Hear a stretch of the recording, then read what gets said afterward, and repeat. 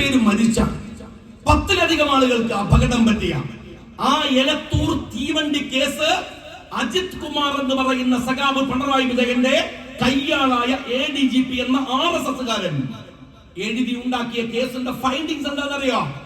പോയിട്ട് NIA കോടതിയിൽ പോയി നോക്ക്. എന്താ പറഞ്ഞതെന്നറിയോ? ഇതൊരു വ്യക്തി സീരിയലൊക്കെ കണ്ടിട്ട് ഒരാവേശം വന്ന് ചെയ്തതാണ്. നിങ്ങൾ മനസ്സിലാക്കണം, കർണാടക തെരഞ്ഞെടുപ്പിനെ അട്ടിമറിക്കാൻ വേണ്ടി നടത്തിയ ഒരു തീവണ്ടി ആക്രമണം. ഗോദ്രയൊക്കെ പോലെ അത് നേതൃത്വം കൊടുത്തത് ഈ മുഖ്യമന്ത്രിയുടെ പിണിയാളുകളായി പ്രവർത്തിക്കുന്ന ഈ കേരളത്തിലെ ഉന്നതമായ പോലീസ് സംവിധാനത്തെ അപമാനിക്കുന്ന ഡീപ് സ്റ്റേറ്റ് പ്രോജക്ടിന്റെ ഭാഗമായുള്ള ആളുകളാണ് അവരാണ്. നിങ്ങൾ മനസ്സിലാക്കുക, അവിടെ ബാംഗ്ലൂർ കർണാടക തെരഞ്ഞെടുപ്പിനെ അട്ടിമറിക്കാൻ ഇവിടുത്തെ എലത്തൂർ തീവണ്ടി ആക്രമണം, ഹരിയാന തെരഞ്ഞെടുപ്പിനെ അട്ടിമറിക്കാൻ മുഖ്യമന്ത്രി നേരിട്ടിറങ്ങി ഡൽഹിയിൽ പോയി ഹിന്ദുവിന് അഭിമുഖം. ഏതെല്ലാം ഈ ഡീപ് സ്റ്റേറ്റ് പ്രോജക്റ്റിനകത്ത് നിങ്ങൾ ഉണ്ടാക്കുന്ന ആത്മബന്ധത്തിന്റെ കഥകൾ ഞാൻ വിശദീകരിക്കണം. ഞാൻ ദീർഘമായിട്ട് പറയുന്നില്ല. ഒരു കാര്യം ഞാൻ ചോദിക്കട്ടെ, നിങ്ങളിപ്പോ പാലക്കാട് തെരഞ്ഞെടുപ്പുമായി ബന്ധപ്പെട്ട വിഷയത്തിൽ വന്നിട്ടുള്ള ചില രാഷ്ട്രീയ വിഷയങ്ങൾ മാത്രം നിങ്ങളൊന്ന് പരിശോധിച്ച് നോക്ക്. സന്ദീപ് വാര്യർ അദ്ദേഹം തന്റെ പാർട്ടി വിട്ട് സജീവമായ ഫാഷിസ്റ്റ് രാഷ്ട്രീയം വിട്ട് കോൺഗ്രസിനകത്തേക്ക് വരികയാണ്. അങ്ങനെ വരുമ്പോ അദ്ദേഹം പറയുന്ന ചില കാര്യങ്ങളുണ്ട്. എന്തുകൊണ്ടാണ് ഞാൻ ഇങ്ങനെ ഒരു തീരുമാനമെടുത്തത്, എന്തുകൊണ്ടാണ് ഞാൻ സംഗീത് പൊളിറ്റിക്സിനെ മാറ്റിപ്പിടിക്കുന്നത്? തലേ ദിവസം വരെ ഇയാള് വരും, പാർട്ടിയിലേക്ക് വരുമെന്നൊക്കെ കരുതിയിട്ടാണ് അവര് കാത്തിരുന്നത്. വന്നേക്കാം, വരും എന്നൊക്കെ കരുതിയിട്ടാണ്. ഇയാള് കോൺഗ്രസിൽ വന്ന ഉടനെ ആകെ ബഹളമയമാണ്. ഇവൻ പഴയ സംഖ്യയാണ്, ഇവന്റെ കയ്യിൽ വേറെ എന്റെ കാക്കി ട്രൗസറാണ്. അവൻ അന്ന് സ്റ്റേറ്റ്മെന്റ് ഇറക്കി, ഇന്ന് സ്റ്റേറ്റ്മെന്റ് ഇറക്കി. ഞാൻ ഒരൊറ്റ കാര്യം ചോദിക്കട്ടെ, ആത്മാഭിമാനമുള്ള ഒരു സഖാവിനോട്, സഖാവേ, സരിൻ നിങ്ങളുടെ സ്ഥാനാർത്ഥിയല്ലേ പാലക്കാട്? സരിൻ ഉന്നയിച്ച പ്രശ്നം എന്താ? സരിൻ പറഞ്ഞത്, ഞാൻ ഈ കോൺഗ്രസിന് വേണ്ടി ഒരുപാട് പണിയെടുത്തു, അത്യധ്വാനം ചെയ്തു, എന്നിട്ട് ആകെ ഒരു മത്സരത്തിന് അവസരം കിട്ടിയപ്പോ എന്നെ മാറ്റിയിട്ട് വേറൊരാളെ വെച്ചു. ഇതല്ലേ ആരോപണം? ആ സരിന് തൊട്ടു പിറ്റേ ദിവസം പോയിട്ട് CPM-ന്റെ സ്ഥാനാർത്ഥിയാവുക. സരിനെ നിന്നെപ്പോലെ CPM-നകത്ത് അവിടെ പണിയെടുത്ത കുറച്ച് ആൾക്കാരില്ലേ?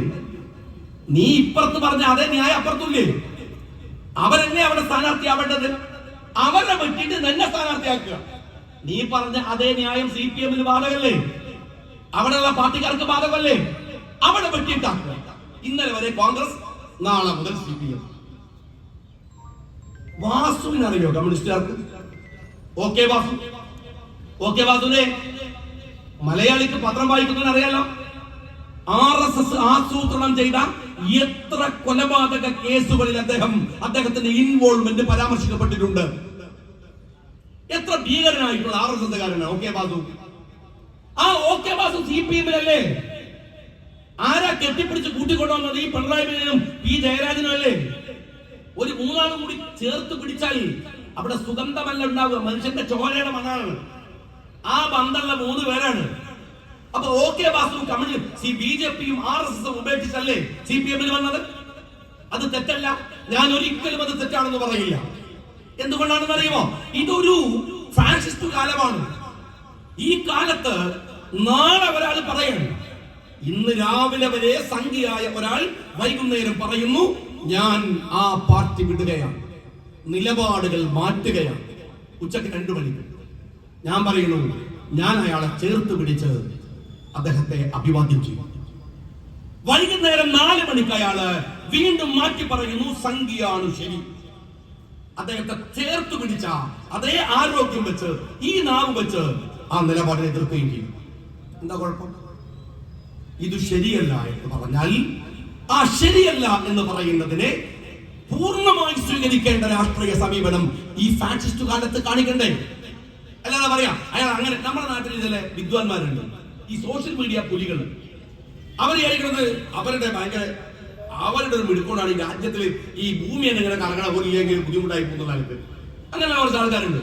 എന്താ ചോദിക്കാം, ശശി തരൂരിന്റെ നിലപാടുകൾ ഈ അടുത്ത കാലത്തായി മാറുന്നുണ്ടോ? ഒരു ചർച്ചയുണ്ട്. രമേശ് ചെന്നിത്തല എപ്പോഴാ RSSലേക്ക് പോവാ? സുധാകരൻ എപ്പോഴാ കോൺഗ്രസ് വിട? എന്റെ ചെങ്ങായിമാരെ, ഒരു സംഖ്യയെങ്കിലും നേരായ വഴിയിലേക്ക് കൊണ്ടുവരാൻ പരിശ്രമിക്കേണ്ടതിന് പകരം നിങ്ങളുടെ ഈ കുബുദ്ധി തോന്നുന്ന വർത്താനം പറഞ്ഞിട്ട് ഉള്ളവൻ അങ്ങോട്ട് പറഞ്ഞേക്കാണോ ഈ ആധുനിക കാലത്ത് ചെയ്യേണ്ടത്, ഒരു ഫാസിസ്റ്റ് കാലത്ത്? അതാണോ മര്യാദ? അതാണോ ആ പറയുന്ന നരമ്പ് രോഗികളുടെ അതേ വർത്താനല്ലേ CPM കാരങ്ങൾ ഇപ്പൊ പറയുന്നത്? അതല്ലേ പറയുന്നത്? എന്താ സന്ദീപ് വാര്യർ പറഞ്ഞത്? സന്ദീപ് വാര്യരുടെ നിലപാട് എന്താണ്? വളരെ കൃത്യമായി എന്തുകൊണ്ടാണ് അദ്ദേഹം പാർട്ടിയിൽ BJP-യെ വിടുന്നത് എന്ന് അദ്ദേഹം കൃത്യമായിട്ട് പറഞ്ഞു. ഞങ്ങൾ സ്വാഗതം ചെയ്തു. പോരാഞ്ഞിട്ട് അദ്ദേഹം പാണക്കാട് വന്നു, സഖാക്കൾക്ക് വക്കല് പിടിച്ചു. എന്താ അതിനത്ര അതിശയമുള്ളത്? ഞങ്ങളൊരു മുന്നണിയിലാണ്. ഒരുപക്ഷെ അദ്ദേഹം പാണക്കാട് വരുമ്പോൾ ആലോചിക്കുന്ന ഒരു കാര്യമുണ്ട്.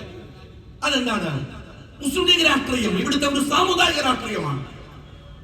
അവര് BJP പ്രതിനിധാനം ചെയ്യുന്ന സംഘീയ രാഷ്ട്രീയത്തിന്, ഫാഷിസ്റ്റ് രാഷ്ട്രീയത്തിന് ഇരകളാക്കി മാറ്റുന്നവർ ഇവിടുത്തെ മൈനോറിറ്റിയാണ്.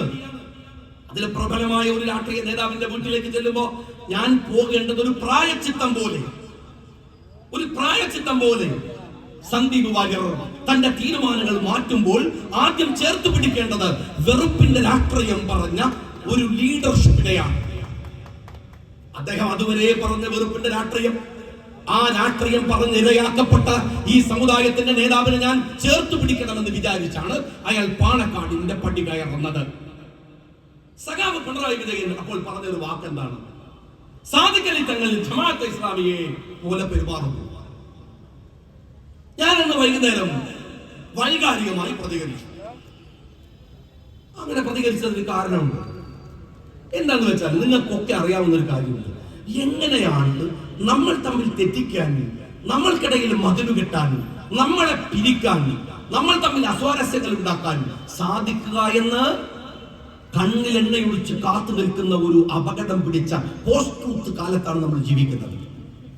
നിങ്ങൾ അറിയുമോ സ്നേഹമുള്ളവരെ, ആസാം, കേരളം പോലെ ഒരു മൈനോറിറ്റി സ്റ്റേറ്റാണ്. ഭരിക്കുന്നത് BJP ആണ്. കേരളത്തിൽ പതുക്കെ വർഗീയത അതിരൂക്ഷമാം വണ്ണം അക്കാഡമിക്കലായി തന്നെ ആളുകൾക്കിടയിലേക്ക് ഇറങ്ങി വരികയുണ്ട്. നിങ്ങൾ എത്ര കണ്ണടച്ചാലും അത് സത്യമല്ലാതാവില്ല. ഞാൻ ഒരു കാര്യം നിങ്ങളോട് പറയട്ടെ, കർണാടകയിൽ ഒരു തരംഗം കൊണ്ട് BJP-യെ തോൽപ്പിക്കാനാവും.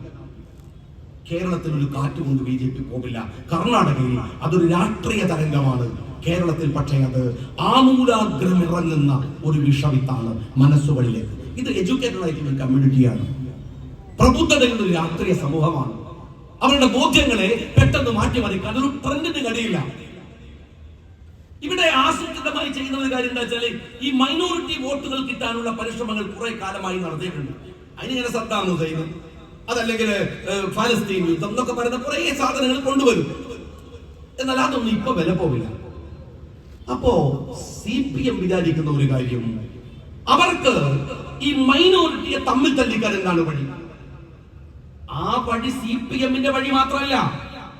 CPM അങ്ങനെ ചിന്തിക്കുന്നത് മാത്രമല്ല, നിങ്ങളിലേക്ക് ആ ചിന്ത സന്നിവേശിപ്പിക്കുന്നത് RSS ആണ്, സംഘികളാണ്. അവർ ശ്രമിക്കുന്നത് ഇവിടുത്തെ മൈനോറിറ്റി സമൂഹമായ മുസ്ലിങ്ങളെയും ക്രിസ്ത്യാനികളെയും തമ്മിൽ തല്ലിക്കാനാണ്. ഇത് പറയേണ്ടി വരുന്നതിൽ സങ്കടമുണ്ട്, പറയേണ്ടത് പക്ഷേ ബാധ്യതയാണ്. ഞാനത് പൊതുപ്രവർത്തകൻ എന്ന നിലക്ക് നിങ്ങൾ സോഷ്യൽ മീഡിയ എടുത്ത് പരിശോധിക്കുക. ഇത്രമേൽ മുസ്ലിങ്ങളെ അങ്ങോട്ടും ഇവിടെ നിന്ന് അപ്പുറത്തേക്കും ചീത്ത പറയുന്ന ഒരു കാലം ഉണ്ടായിട്ടുണ്ടോ? എന്തെല്ലാം വൃത്തികേടുകളാണ് പരസ്പരം പറഞ്ഞുകൊണ്ടിരിക്കുന്നത്. എത്രമാത്രം അകലത്തിലേക്കാണ് മുസ്ലിങ്ങളെയും ക്രിസ്ത്യാനി സമൂഹത്തെയും മാറ്റാൻ ശ്രമങ്ങൾ നടത്തുന്നത്. വലിയ തോതിൽ ഇത് നടക്കുന്നുണ്ട്. ഞാൻ എണ്ണിയ കാര്യങ്ങളിൽ പറയല്ല. അതിന്റെ ഏറ്റവും ഒടുവിലെ ഉദാഹരണമാണ് മുനമ്പം എന്ന് പറയുന്നത്. ആ മുനമ്പം വന്നപ്പോൾ അതിന്റെ അപകടം കേരളത്തിലെ സകലമായ മുസ്ലിം സഹോദരന്മാർക്കും ക്രൈസ്തവ സഹോദരന്മാർക്കും മതേതര സമൂഹത്തിനും കൃത്യമായി ബോധ്യപ്പെട്ടു. ഞാൻ മെനഞ്ഞാണ് പ്രസംഗിക്കുമ്പോ, രാവിലെ വിളിക്കുമ്പോ തങ്ങൾ പറയുന്നു വൈകുന്നേരം പോവാണ്, എല്ലാവരെയും ഒന്ന് കാണണം. ഇതിങ്ങനെ നമ്മൾ പറഞ്ഞല്ലോ തീരുമാനം മുസ്ലിം സംഘടനകൾ, എന്നിട്ടും അവസാനിക്കുന്നില്ല. നമുക്ക് അവരുമായി ഒന്ന് സംസാരിക്കണ്ടേ? ബിഷപ്പുമാർ ഇങ്ങനെ ഇരിക്കുകയാണ്. അവിടെ ചെന്ന് സാദിഖ് അലി തങ്ങൾ അവരുമായി സംസാരിക്കുകയാണ്. ചെറിയ ബുദ്ധിമുട്ടുകളുണ്ട്, യാത്രക്ക് ആരോഗ്യപരമായ പ്രശ്നങ്ങളുണ്ട്. എന്നിട്ടും കാസർഗോഡ് മുതൽ തിരുവനന്തപുരം വരെ ആ മനുഷ്യൻ യാത്ര ചെയ്യുകയാണ്. പലപ്പോഴും പറയുന്നു അമിതമാണ്. അതിനൊന്നും ആവശ്യമുണ്ടോ? എന്നാലും എല്ലാ വിട്ടുവീഴ്ചകളും നൽകി ആ സൗഹൃദത്തിന്റെ ഒരു പരവതാനി വിനിക്കാനുള്ള ഓട്ടമാണ്. നിങ്ങൾ ലീഗിനെ രാഷ്ട്രീയമായി വിമർശിച്ചോളൂ, എതിർത്തോളൂ. മുസ്ലിം ലീഗിന്റെ പ്രസിഡന്റ് എന്ന നിലക്ക് തങ്ങളെയും നിങ്ങൾക്ക് എതിർക്കാലോ. ആരാ പറഞ്ഞത് തങ്ങൾ വിമർശനത്തിന് അതീതനാണെന്ന്? ആരാ പറഞ്ഞത്? ലീഗിന്റെ നേതാവിനെ നിങ്ങൾക്ക് വിമർശിച്ചുകൂടുന്ന ആരാ പറഞ്ഞത്? പക്ഷെ പറയുമ്പോൾ അതിന്റെ ഒരു പ്രശ്നത്തെ നിങ്ങൾക്ക് അവതരിപ്പിക്കാൻ കഴിയുന്നത്. ഇവിടെ ഏത് തരത്തിലാണ് സാദിഖ് അലി ശിഹാബ് തങ്ങൾ ജമാഅത്തെ ഇസ്ലാമിയെ പോലെ പെരുമാറിയത്? ഞങ്ങളും ജമാഅത്തെ ഇസ്ലാമിയും തമ്മിൽ ഐഡിയോളജിക്കലായി നടത്തിയ ഏതെങ്കിലും ഒരു ഡിബേറ്റ് സഖാവ് പിണറായി വിജയൻ ഈ അധികാര കൊതിയുടെയും കളവിനുമിടയിൽ നിങ്ങൾ കേട്ടിട്ടുണ്ടോ, കണ്ടിട്ടുണ്ടോ, പരിശോധിച്ചിട്ടുണ്ടോ? ഞങ്ങൾ ഐഡിയോളജിക്കൽ ഡിബേറ്റ് നടത്തുന്നവരല്ലേ? ഒരു കാര്യവുമില്ലാതെ ആ മനുഷ്യനെ ഇന്നലെ രാത്രിയിൽ അങ്ങ് പോയി അവിടെ മുനമ്പത്ത് പോയി ആ പ്രശ്നങ്ങളെ കുറിച്ച് ആലോചിക്കുന്ന ഒരു മനുഷ്യനെ നിങ്ങൾ മിനിഞ്ഞാന്ന് ആക്ഷേപിക്കുമ്പോൾ അതിന്റെ സാങ്കത്യം എന്താണ്? സാങ്കത്യം എന്താണ് മനസ്സിലാക്കേണ്ടത്. ചില ആളുകൾ ഇറങ്ങി പുറപ്പെട്ടത് പിണറായി വിജയനും അറിയാലോ. നിങ്ങളാണ് അവർക്ക് ചെല്ലും ചെലവും കൊടുക്കുന്നത് എന്ന് ഞങ്ങൾക്കും അറിയാലോ. നിങ്ങൾ തമ്മിലുള്ള ഫോൺ സംഭാഷണങ്ങൾ മുഴുവൻ എനിക്കും അറിയാലോ. ഞാൻ ചോദിക്കട്ടെ, ഇവിടെ വന്നിട്ട് വലിയ ഗീർമാണം പറഞ്ഞ് ഈ സമുദായത്തിന്റെ പേരും പറഞ്ഞിട്ട് സാദിഖ് അലി തങ്ങളെ പഴി പറയാൻ ശ്രമിക്കുന്ന ചില ആളുകളുണ്ടല്ലോ, സ്കൂൾ കച്ചവടമൊക്കെ നടത്തുന്ന ചില ആൾക്കാര്. അവരുടെ ഫോൺ കോൾ പരിശോധിച്ചാൽ ഒരു ദിവസം 10ഉം 15ഉം തവണ ഇളമരം കരീമിനെയും TP മോഹനെയും ഒക്കെ വിളിക്കുന്ന കോൾ ലിസ്റ്റ് ഉണ്ടല്ലോ. ഫിഖിന്റെ മസാല അറിയാൻ വേണ്ടി വിളിക്കുന്നില്ല ഞങ്ങൾക്ക് അറിയാലോ. അത് ഫിഖിന്റെ മസാല കിട്ടാണെന്നല്ലല്ലോ. അവരൊക്കെ സമ്മർദ്ദത്തിന്റെ ഫലമാണ് ലീഗ് രാഷ്ട്രീയ പാർട്ടികൾ നിങ്ങൾ ജമാഅത്ത് എന്ന് പറഞ്ഞ് ആക്ഷേപിച്ച് മാറ്റി നിർത്താൻ ശ്രമിക്കുന്നത്. അതും തങ്ങളെ. അതിന്റെ പേരിലാണ് ഞാൻ പറഞ്ഞത്. അത് പറയാൻ എനിക്ക് ബാധ്യതയുണ്ട്. അത് പറയാൻ അറിയുന്നത് കൊണ്ടാണ് പറഞ്ഞത്. ജോർജ് ബൈഡന്റെ അമേരിക്കയുടെ ഇപ്പൊ നിലവിലുള്ള പ്രസിഡന്റ് അതെ ട്രംപ് വരികയാണ്. അതിനു മുമ്പ് ബൈഡൻ പറഞ്ഞ ഒരു കാര്യമുണ്ട്. ഞാൻ പത്രക്കാരോട് പറഞ്ഞു. ബൈഡൻ പറഞ്ഞു, സയനിസ്റ്റ് ആവാൻ ജൂതനാവണം എന്ന് നിർബന്ധമില്ല. ജൂതനാവണമെന്ന് നിർബന്ധമില്ല. നിങ്ങൾക്കും ആവാം, എനിക്കും ആവാം. സംഘിയാവാൻ RSS ആവണം, BJP ആവണമെന്ന് നിർബന്ധമില്ല. ഒരു CPM കാരണം ആവാം എന്ന് തെളിയിച്ച മനുഷ്യന്റെ പേരാണ് സഖാവ് പിണറായി വിജയൻ എന്ന് പറയുന്നത്. അറിയോ? ഒരു സംഘിയാവാൻ നിങ്ങൾക്കുമാകും. അപ്പൊ നിങ്ങൾ ചോദിക്കും, ഇങ്ങനെയൊക്കെ കമ്മ്യൂണിസം പറയുന്ന ഊരിപ്പിടിച്ച വാള് ഇരട്ട ചങ്കെന്നൊക്കെ പറയുന്ന സാധനം പറഞ്ഞ ഒരാൾ അങ്ങനെ ചെയ്യുമോ? സ്നേഹമുള്ളവരെ, ഇത് നിവൃത്തികേടാണ്. പിണറായി വിജയൻ അഭിമുഖീകരിക്കുന്നത് പ്രശ്നമുണ്ടെന്ന് കാണാതിരുന്നില്ല. അദ്ദേഹത്തെ ശരിക്കും ആപ്പിലാണ്, BJPയുടെ ആപ്പിലാണ്. അദ്ദേഹത്തിന്റെ മുമ്പിൽ ചില പ്രയോറിറ്റീസ് ഉണ്ട്.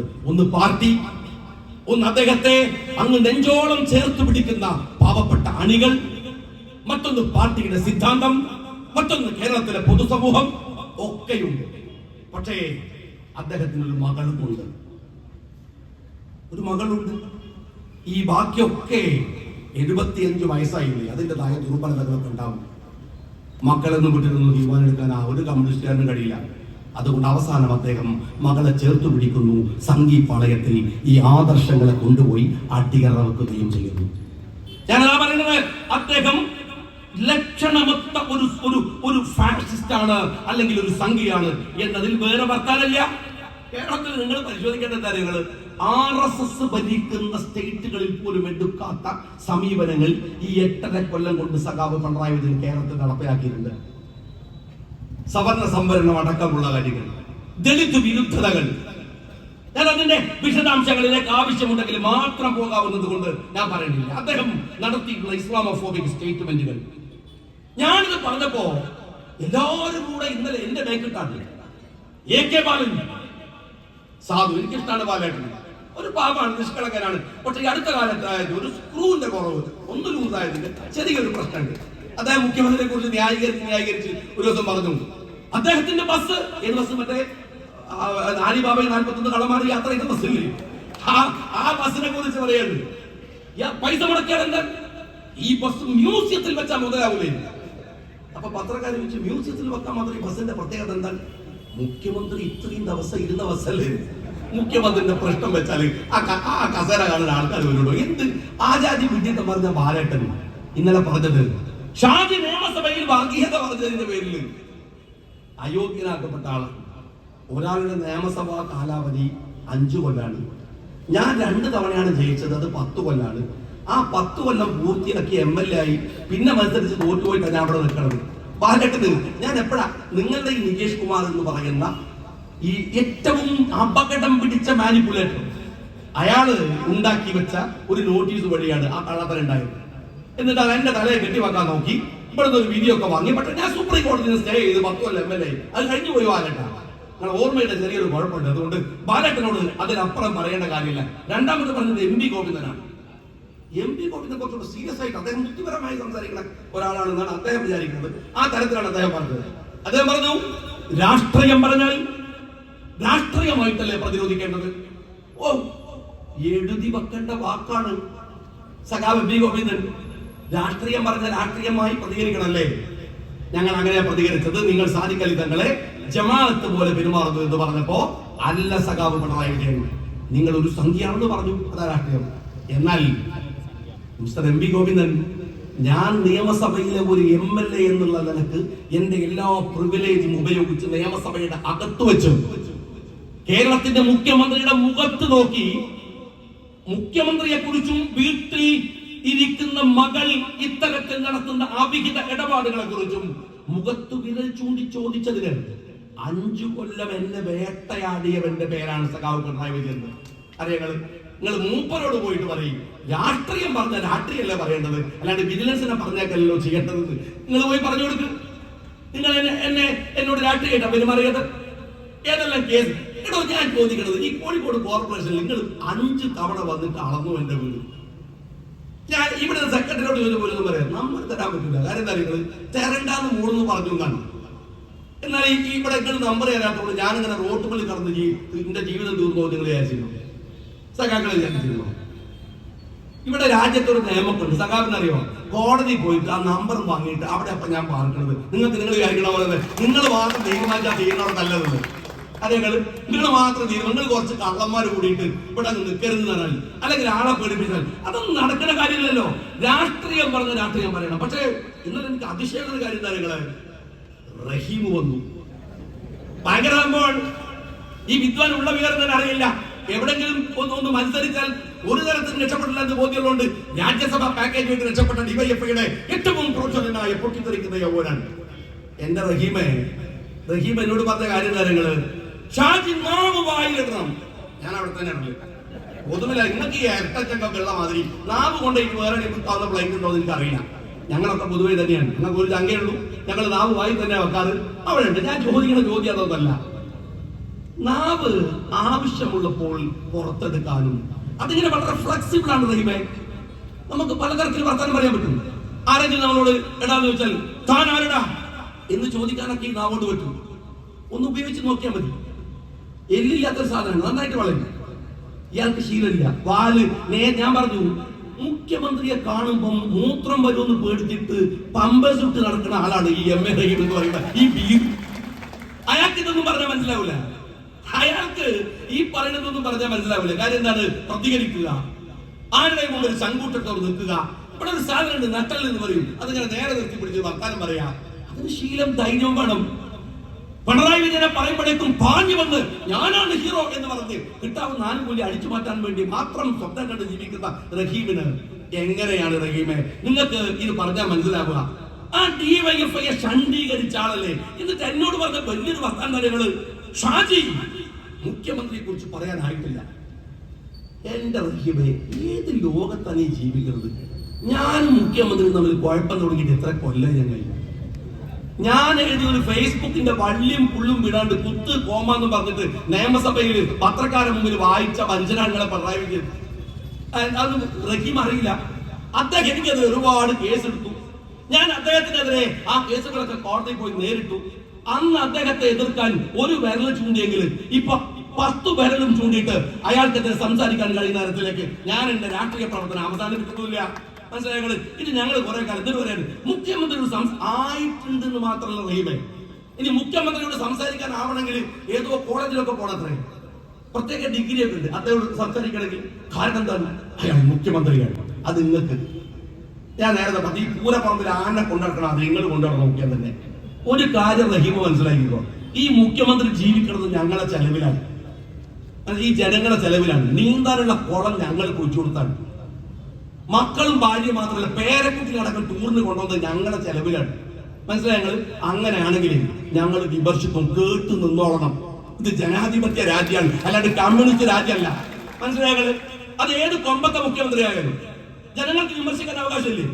അതല്ല വിമർശിക്കണ്ടേ.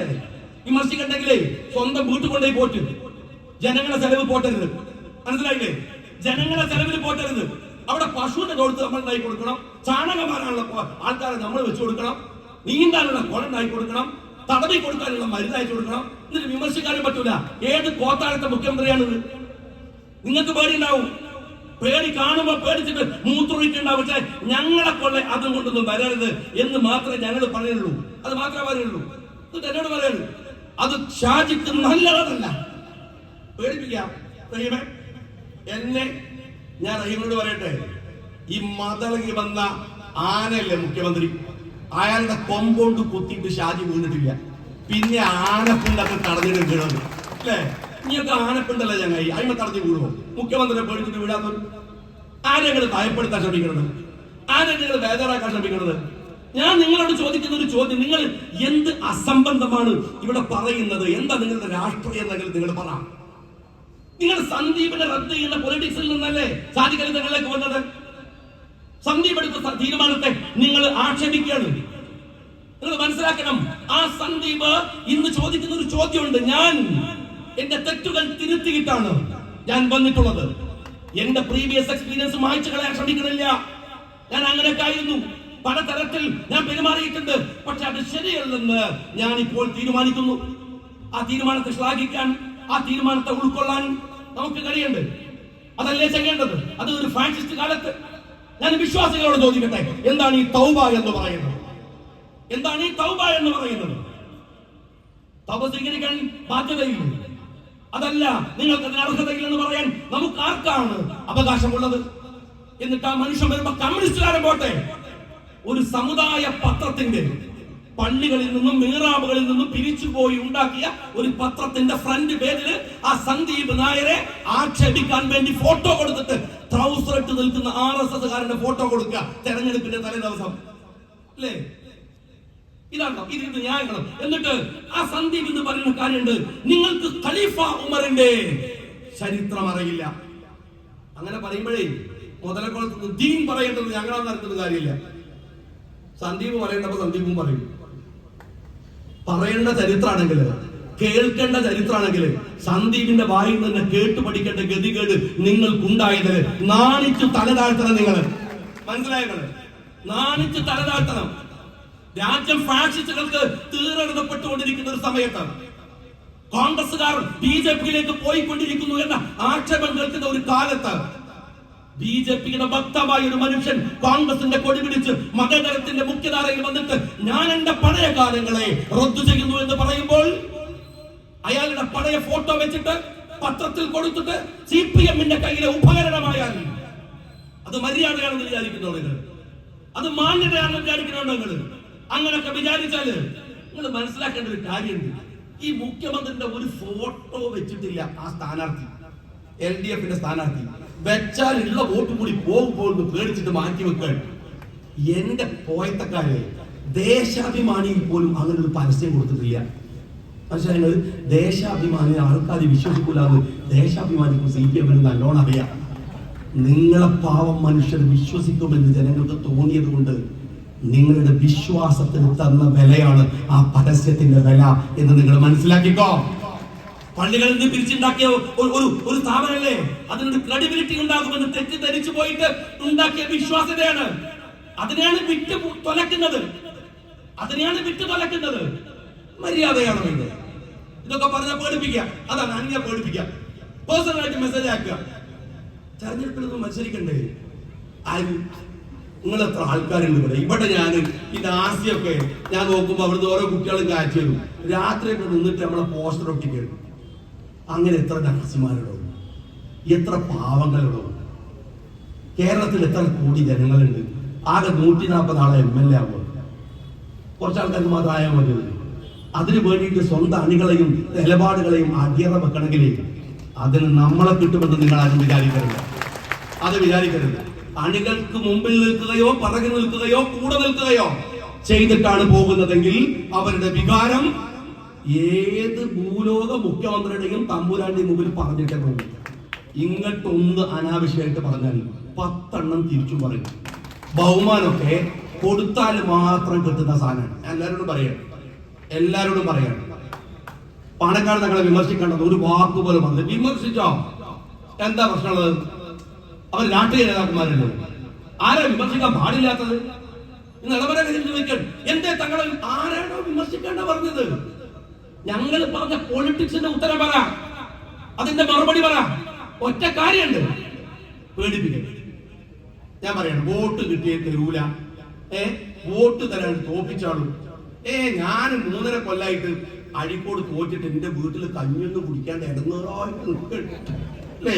അതിന്റെ മുമ്പോ ഒരു 10-40 കൊല്ലം ഞാനേ ആകെ കഷ്ടപ്പെടും. MLA അല്ലേ എടോ, MLAയും മന്ത്രിയുമാവുന്നത് ജീവിതാഭിലാഷമാണ് എന്ന് വിചാരിക്കുന്ന എന്റെ വളാഞ്ചേരിക്കാരൻ്റെ അടുത്ത് പോയിട്ട് നീ സംസാരിക്കും. ഷാജിന്റെ അടുത്ത് വരരുത്.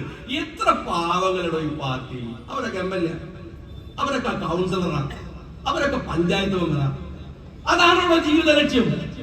അതൊക്കെ ഈ വഴിയിൽ നടക്കും. ഇനി അതല്ലെങ്കിൽ ഞാൻ ചോദിക്കട്ടെ, പാർട്ടിക്ക് മത്സരിക്കാൻ പറഞ്ഞു, ഇത് അടുത്ത അവിടെ പാർട്ടി മത്സരിക്കാൻ പറയണം, എന്നിട്ട് ആ മണ്ഡലത്തിൽ പോകണം. അവിടുത്തെ ആൾക്കാർ നിങ്ങൾ പറയുന്ന കഥയൊക്കെ വിശ്വസിക്കണം, എന്നിട്ട് തോപ്പിക്കണം. ഇതും വിചാരിച്ചിട്ടേ കുറ്റിപ്പുറത്ത് പോടണ്ടെന്ന് വിചാരിച്ചിട്ട് ഇവിടെ തന്നെ മുണ്ടും കെട്ടി നടക്കാൻ നിങ്ങൾ വേറെ ആളെ നോക്കേ കൈമാറ്റം. വേറെ ആളെ നോക്ക്. ആരെങ്ങൾ പേടിപ്പിക്കണത് നിലപാടുണ്ടല്ലോ. ഞാൻ ഉറപ്പിച്ച് പറയുന്നു, അതിപ്പോ ഇവിടുത്തെ സംഘാടകർക്ക് വിഷമുണ്ടെങ്കിൽ പോലും ഈ മൈക്കിന്റെ പൈസ നിന്നിട്ട് ഷാജി പറയാന്ന് പറഞ്ഞിട്ട് അങ്ങ് പോകും. അതെ, അത് പറയാനാണ് ഞാനിവിടെ മേലെ കുത്തിർക്കുന്നതും നിങ്ങൾ താഴെയുള്ളവർ എന്നെ ഇവിടെ മേലെ കാക്കിയത് പറയാനാണ്. അത് പറയേണ്ടത് ബാധ്യതയാണ്. പറഞ്ഞു തീർത്തേ പോകും.